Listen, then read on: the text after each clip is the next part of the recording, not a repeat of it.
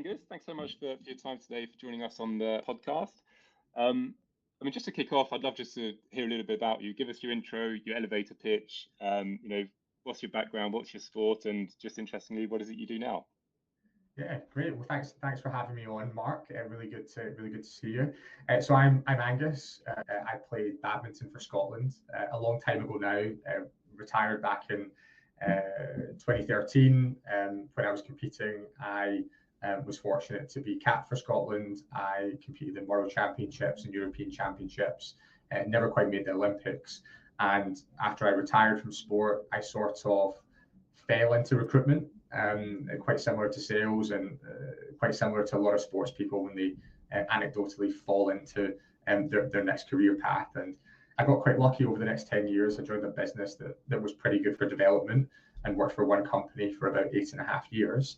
And it led me to Athlete Origin. So I wanted to basically build a company that delivered a service for a group or a community of people that I was passionate about. And for me, that was a sporting community. So I founded a business which connects ex-elite sports people to commercial careers in the tech world. So I'm the founder and MD of that business, and we've been going for about 2 years now. Super. Well, we'll come back to Athlete Origin in a few moments because there's probably tons of insights that you can kind of feed into today's session through what you've learned interviewing some of the candidates I'm sure you've interviewed for placements that they then go on to themselves. I guess before going into that, just tapping into the badminton just a little bit more. Of all the sports in the world you could have chosen, you chose badminton. So we all know badminton probably from playing at the local leisure centre where we have tons of fun, very dynamic, very hard work, just quite a demanding sport. I think most people agree. But why did you choose it as your go-to sport to be an international athlete? Yeah, good question. So I started actually by playing tennis when I was about 8. So I loved any sport. So I played football, tennis, rugby, and then there was actually a school badminton club when I was still at primary school. So I was 10 years old and there was a school badminton club, and almost everyone in my year at school went to this thing. And I distinctly remember my parents not wanting to let me go because I was playing sport every other night of the week, and eventually convinced them to let me go to the school badminton club. And I just loved it. I was quite good quite quickly. And I think that was partly because I was playing tennis at the time. And I realized very quickly I was much better at badminton than I was at tennis. And it just sort of happened organically from there. You went from school club to county squad, and then you play a couple of competitions, and then I was fortunate to get picked up by a performance program, and away we went. So I would say it was quite organic, but initially it was definitely just the love of the game. Yeah, it's interesting. I mean, looking at the results from some of the World Championships and some of the European Championships results, what do you think differentiates some of the kind of big winning nations? I mean, especially looking at some of the World Championships, and if you look at the top 50 or whatever, always tend to be from China or some of the region. Yeah, just curious to know what we think differentiates some of those nations versus others. Yeah, I think it's a really good question, and I'm sure there's a lot of varying opinions on that. So generally speaking, Asian countries, so you look at China, India, Korea, Indonesia, Malaysia, badminton is just a massive sport in these countries, and these countries also have pretty big populations. So what you have is a massive population of young athletes that go into performance programs in a very, very competitive environment from a very, very young age. And they churn out consistently a lot of the best players in the world. I'd say the exception to the rule in Europe is actually Denmark, and they punch massively above their weight. Like, they have a really great club infrastructure, badminton club infrastructure, recreationally in Denmark, and they punch massively above their weight and very often compete. You'll see them win Olympic gold medals and world championships and things like that. But I think it's just the popularity of the sport in Asia combined with a massive population size and the sheer volume of early career badminton players, when they're 8, 9, 10 years old, getting put in performance programs from a very young age. So that's interesting. I think it's all of that put together. And for you, starting at the age of 10, is that kind of considered late in the badminton world? Possibly, actually, yeah. I think a lot of people would start at 5, 6, 7. So I probably did come to the sport a little bit late. And interestingly, when I started the sport, when I look at maybe some of my limitations longer term when I reached the professional or the international level. I didn't really learn sort of technique from the ground up at the sport. So I was just playing matches and playing recreationally. And I think some of the top players you see, they're sort of drilled in the perfect technique, which is quite scalable for the long term.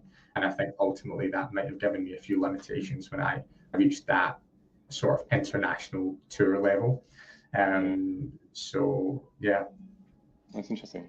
And just out of curiosity, I mean, what does the kind of day-to-day look like for a full-time athlete? Well, it obviously varies between sport, but there's clearly a lot of similarities. So for badminton, we did 2 training sessions a day, 5 days a week. So that was typically you're on court in the morning, and then in the afternoon, you're possibly on court again, or you're in the weights room or doing some sort of strength and conditioning. So you probably do 2 sessions a day, 5 days a week. You might do 1 session on a Saturday if you're not at a competition, but Monday to Friday is the big one. So I think it's quite consistent a lot across many sports, I would imagine, but that was the sort of spread for badminton. So you're doing probably three to 5 S&C sessions a week, and then 5 to 8 on-court sessions a week as well. And at what point did you decide, because you got to 18, you're 8 years into your sport, you have to make a decision now, do you go to university or not? You obviously chose to go to Loughborough. Is there an option to not go to university and become an elite badminton player, or does going to university absolutely a critical part of your path into elite sport? There's definitely an option not to go to university, for sure. So if you make it into Team GB, and I didn't make it into Team GB, so I was funded by Sport Scotland and the Scottish Institute of Sport, and I was in the Scottish team setup. But if you make it into Team GB, most of these athletes probably won't go to uni, or they might do an open uni course alongside their training, and you're fully funded and you're paid to play, essentially. For those that are maybe just below that level, and I'd have included myself in that bracket, I could have got away with not going to university. I had full funding to play and sponsors and things. But there are some universities in the UK that can give you the simulation of an elite performance setting. And I went to Loughborough, and Loughborough definitely had that. I didn't have to sacrifice any training level. I was still training twice a day. I was still going to competitions at various weekends. I had a scholarship, and it was every bit as good probably as the full-time setup in Scotland at the time. Okay, so but part of your decision to go to Loughborough was then, if you could have achieved the same thing without going to Loughborough, it means your decision to go to Loughborough was also based on wanting to get a degree alongside your badminton career. It was a little bit, yeah. I can't claim to be massively academically focused when I was young. I think my grades at school probably suffered a little bit because of sport and sporting commitments. But I did acknowledge, and my dad's a lecturer at a university, for example. So I did acknowledge and know that I need to get something here. Like, I might not make an amazingly lucrative living from badminton. The career could be really short, and I felt it was important just to get something. So I went to uni, and it was when I arrived at uni that I really switched on to academics, actually, and found that more interesting. I wasn't as interested at school, but when I got to uni, I really switched on to it. Yeah, makes sense. And just why Loughborough over Stirling? Because I think Stirling's had a growing reputation for sport, but I don't know how deep that expertise is. Great for sport generally, but I've not got anything on Loughborough for badminton anyway. So with badminton, in our training group, you had international players from Sweden, from Malaysia, some of the English team were there, and we were in a pretty elite training group. And also some of the GB team would train there every so often as well. So you get to practice against some of the best people in the world. So it was a no-brainer for badminton. Yeah, and plus full scholarship probably makes the decision a little bit easier. Yeah. Cool. And so you go to Loughborough, you're studying, you're playing, you're training. At what point does the thought that this might come to an end creep into your mind?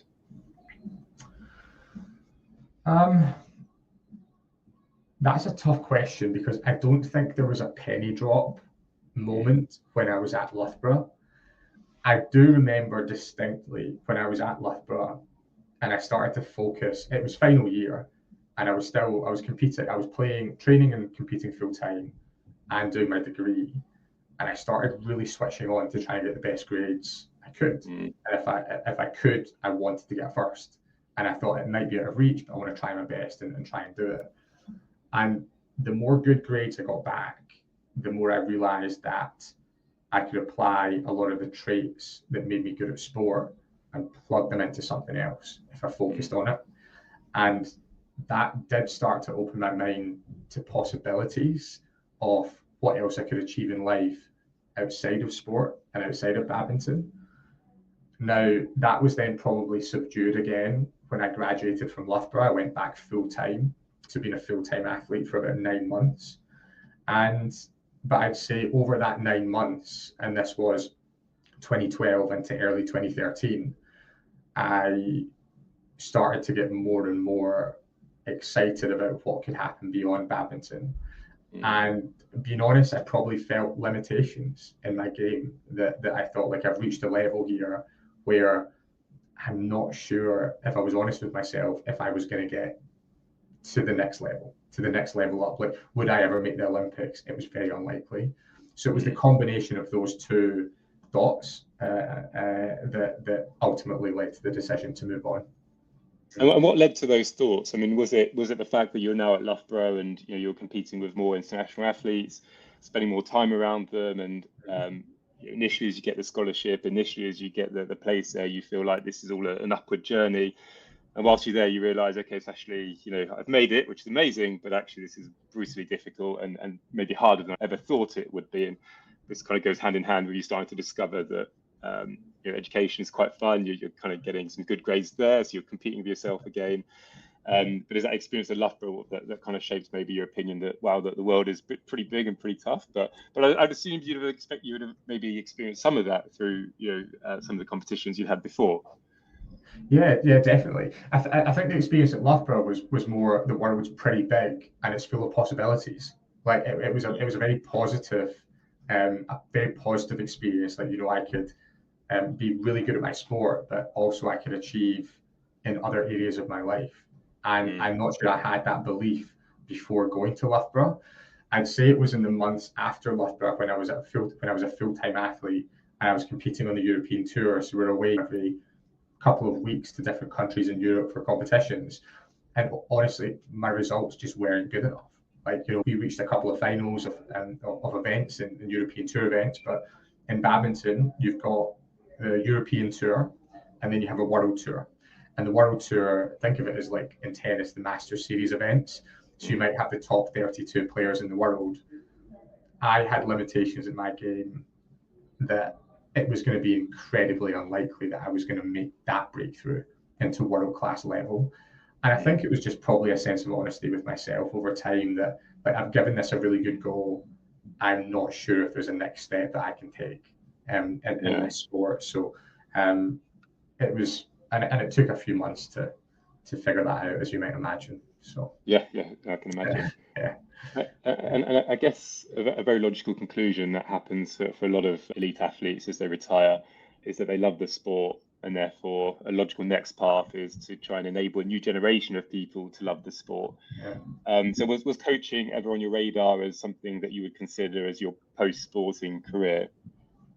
To be honest, no, not for me. I did get a coaching qualification and I did a couple of coaching camps when I was still playing, but I didn't want to pursue it as a pathway. I think I was ready, to be honest, just to try something else and experience a different world outside of sport. And I know from the people that I work with now through the business that that's very often not the case.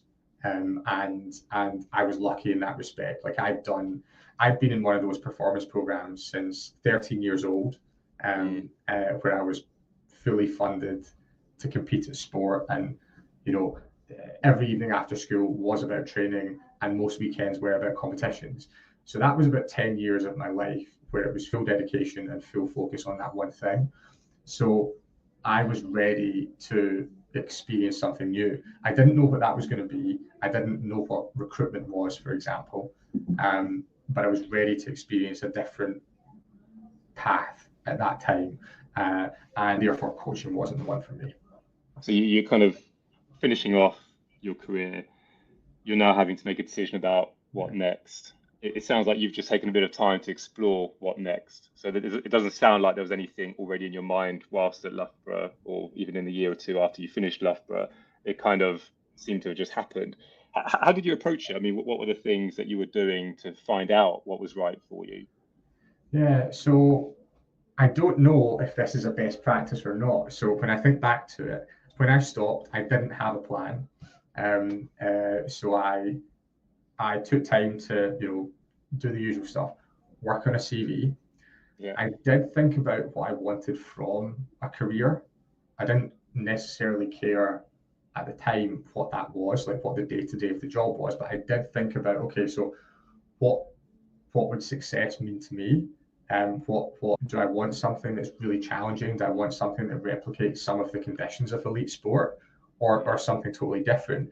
And it was very much for me, I did want something that replicated a performance environment where you could build your career on merit, where you could have good financial rewards, especially for someone who played a sport like badminton, where the financial rewards are nowhere near what they're like in a sport like football, for example.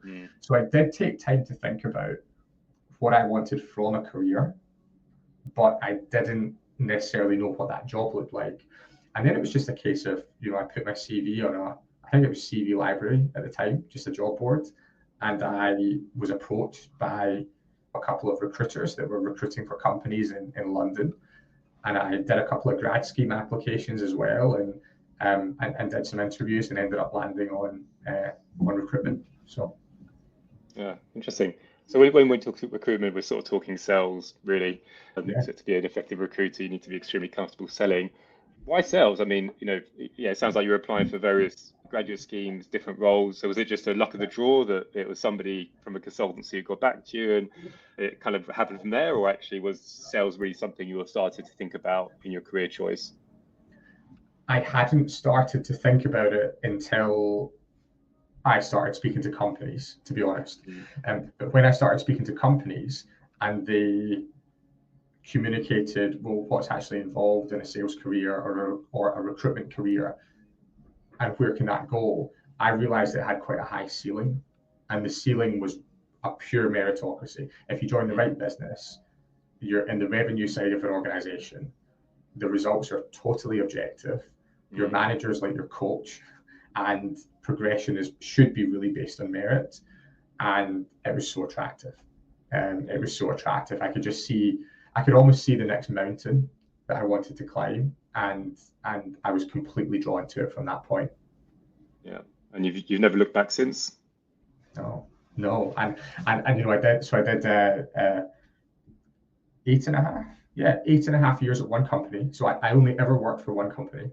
I started as a trainee recruitment consultant. You could probably think of that as an SDR, because you're doing your cold calling and pitching leaders at companies to try and form a partnership for your recruitment services.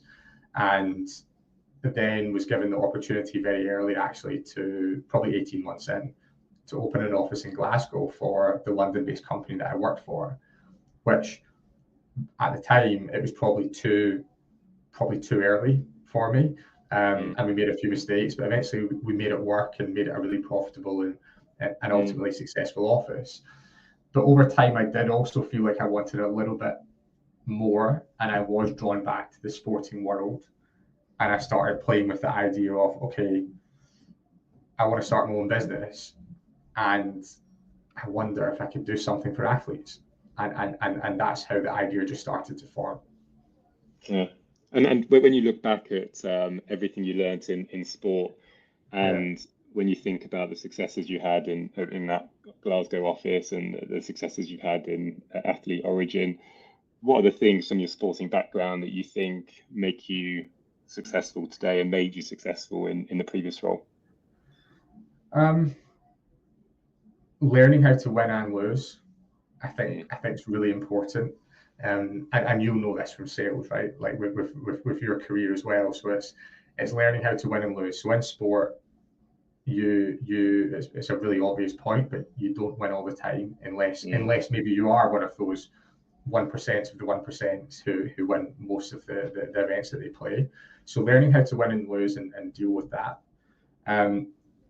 Discipline of just like getting up for training every day. You can't miss training. And that was me from when I was 13 years old. So I really did have a work ethic and a discipline, and then that resilience from winning and losing. And for me, that was all born through sport. That's probably the main ones. And obviously, you've got your coachability and seeking guidance and mentorship from people.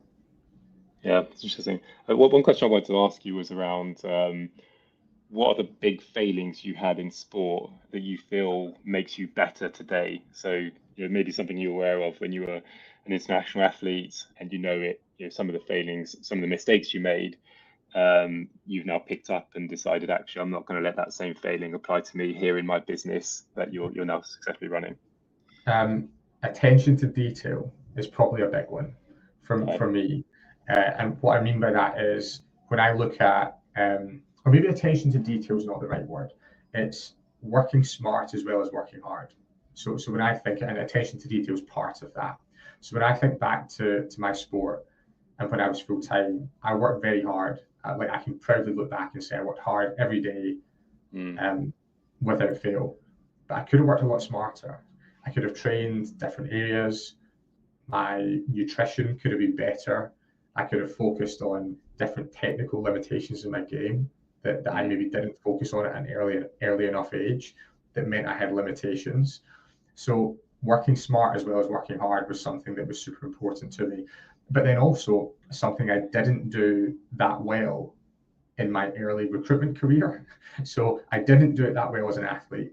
And then I didn't do it that well in my early recruitment career, but I'm definitely better at it now. Now I'm running the business. It's still a work on, but I'm definitely getting better at prioritizing and putting energy into the right places and things like that. So that was a big learning from sport that just took me quite long to actually implement. And then you obviously run a business now where you speak to a lot of people that may have been in a similar position to you at some point. Now they're having to make their leap into the workforce. What are you seeing out there from elite athletes, international athletes who are now moving into the workplace?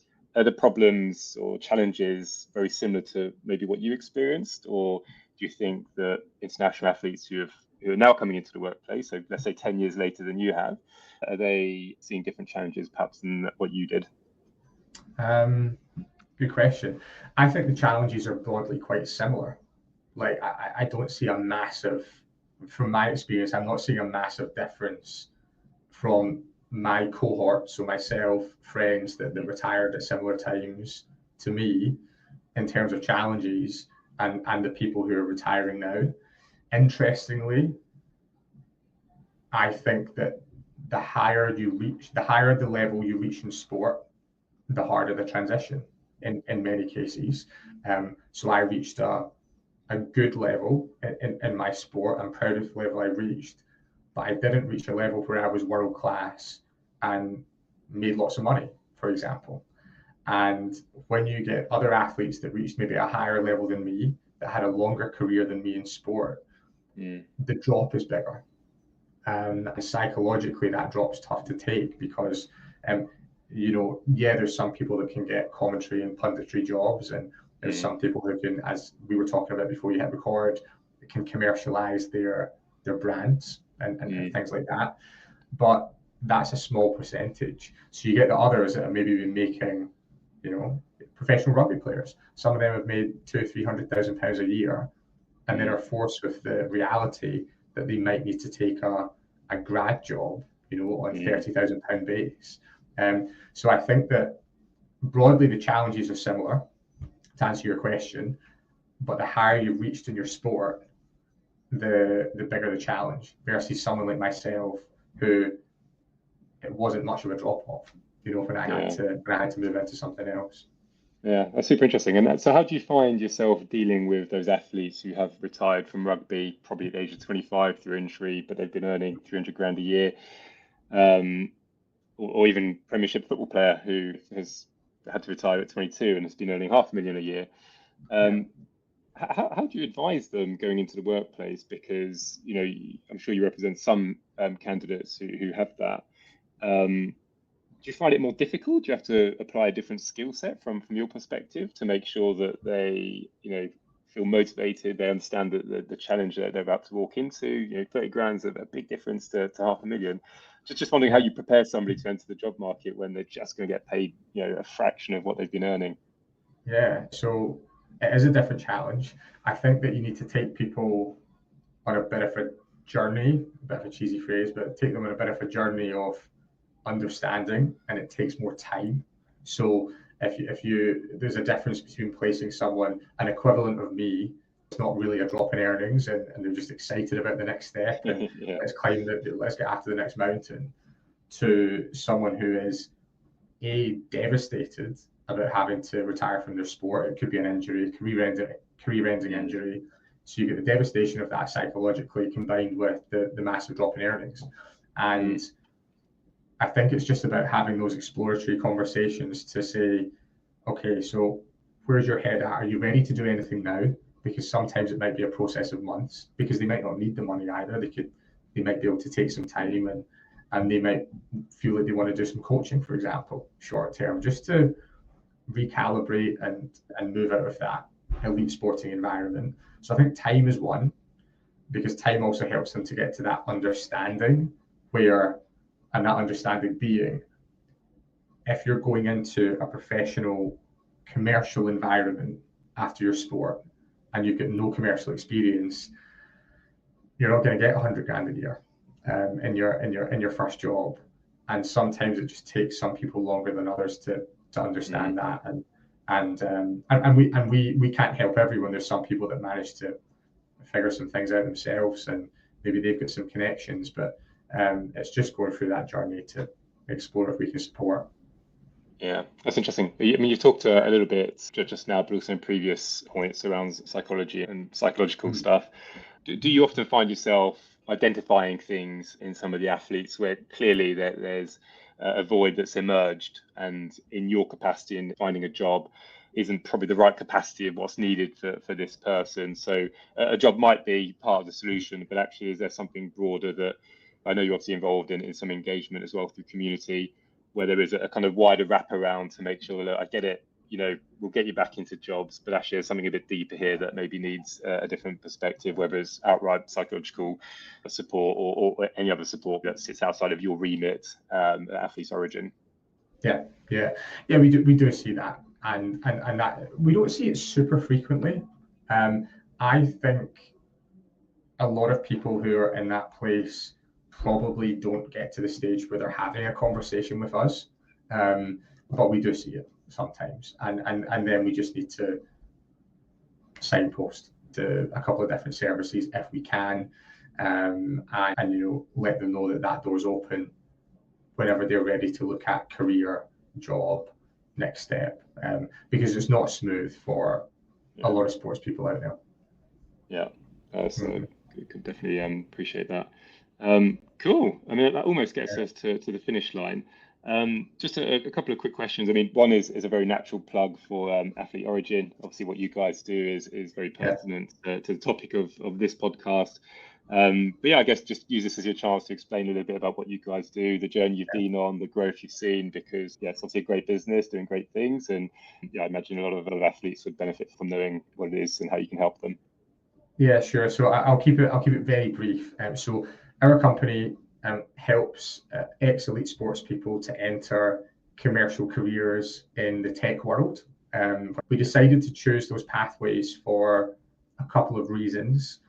Firstly, we wanted to choose careers which demanded attributes of elite sports people, which played to their strengths. And I think generally commercial sales careers play to the strengths of a lot of sports people, not all of them, but a lot of them. And then when looking at sectors, I cared about scalable career paths, where there was a big mountain for athletes to climb and where you could grow and develop on merit. and I think tech's second to none for that now. So that's where we're focused, and we help athletes into early to mid-career roles in the UK and Northeast US. Cool. And the last question was, if you're reflecting back on your younger self, what would you do differently in your badminton career to either achieve your badminton goals or whatever else? Work smart as well as hard. I would have learned better foundational technique when I was younger, a lot younger. So it's very hard to change when you're already at a kind of international level. So I would have learned better technique when I was a lot younger. I would have focused on the details, psychology, nutrition, no stone unturned. So worked smarter as well as hard. And we spoke about this very briefly before, but when it comes to watching elite sport now, do you have any regrets, or do you watch them feel envy, or do you feel like, God, I'm so glad that's all in the past? I can honestly say no regrets, absolutely none. It's also not your last point of I'm really glad it's all in the past. I just enjoy sport as a spectator now. Like I love and appreciate everything sport has to offer and elite athletes, but I just enjoy it as a spectator, and I'm very, very lucky that I get no emotion attached to it now. Yeah, interesting. And do you still keep active, fit and healthy, just to level your sanity and keep the happy hormones flowing through the body? Yes, I find that really important for me personally. It's basic stuff. I'll get to the gym a few days a week and do some classes and things like that. And it's not about reaching a fitness goal for me now. It's about having clarity of mind and feeling good and feeling healthy so I can do my job. So that's really what it's about for me. Not quite ultra. You do ultra marathons, don't you? So it's not quite. Indeed, yeah. We each have our own ways of tackling stress. Yeah, very true. Very true. Very true. Yeah. Super. Well, thanks so much, Angus, for sharing your personal story and your transition from international badminton into being a founder of a company, but also your pathway through sales and how it seems to have brought you a lot of joy and happiness. And hopefully people find this somewhat useful. Just to say thank you, and hopefully some people will also be in touch of Athlete Origin. Yeah, well, thank you very much for having me, and great to speak. It was a pleasure.